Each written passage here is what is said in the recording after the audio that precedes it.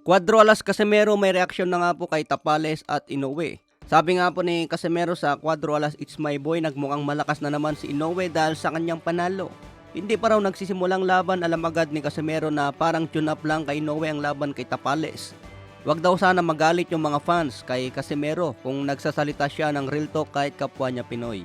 Suportado naman daw ni Casimero si Tapales pero real talk daw kapag nagsasalita si Casimero.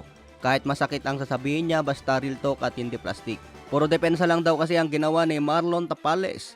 Puro cover sa muka at kulang sa suntok, kaya panay banat ni Inoue sa katawan at ulo. Parang hindi raw gustong manalo si Tapales dahil depensa lang ang ginawa. Nakakatama naman si Tapales pero hindi umaaray si Inoue. Aminado rin si Casimero mga tol na may lakas si monster na Oya Inoue, pero kaya daw niya ito talunin.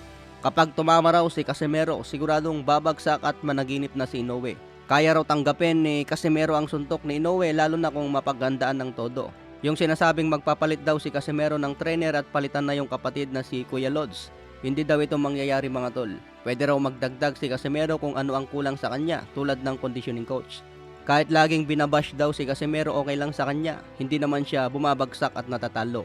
Sadyang maarte lang daw yung mga Japanese tulad sa laban niya kay Ryo Akaho na nag-inarte.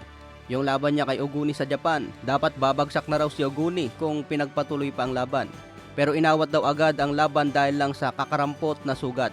Kahit inihingal daw si Casimero at tinatawag na boy hingal, pinapatunayan pa rin na hindi madaling pabagsakin at hindi basta-basta matalo. Kung maibalik lang ni Casimero ang dating kondisyon lalo na sa laban niya kay Zolani Tete, siguradong may palag si Casimero. May lakas at matibay si Casimero. Kung mahawakan niya ng malupit na conditioning coach, siguradong babalik ang dating kondisyon. Marami nga pong nagsasabi na si Casimero na lang daw ang natitirang panlaban kay Naoya Inoue. Matatandaan na binaklas ni Inoue si Michael Dasmariñas at ngayon si Marlon Tapales.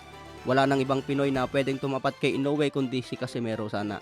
Binanggit din ni Casimero mga tol na tatawag na raw ang manager niya bukas at sasabihin na kung kailan ang laban. Magbabalik na ulit sa training si Casimero matapos ang bagong taon. Sinabi rin ni Cuadro Alas na wag daw i-bash si Marlon Tapales. Ginawa daw niya ang best niya at suporta lang daw tayo sa kanya. Samantala bagong laban ni Inoue at Marlon Tapales, may mensahe nga po si Pambansang Kamao. Sinabi ni Pacman, this is it. Lahat ng paghihirap, sakripisyo at oras na binigay sa paghahanda ay ilabas mo na sa pinakamabigat na challenge sa karir mo. Maging matatag at matapang ka Marlon. The entire Philippines will be cheering you on when you go for history tonight.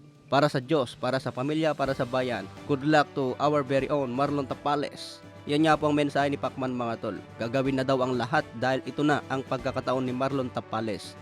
Pero ginawa din lahat ni Naoya Inoue ang makakaya para manalo. Kaya congrats pa rin kay Marlon Tapales mga tol dahil sa swabing laban.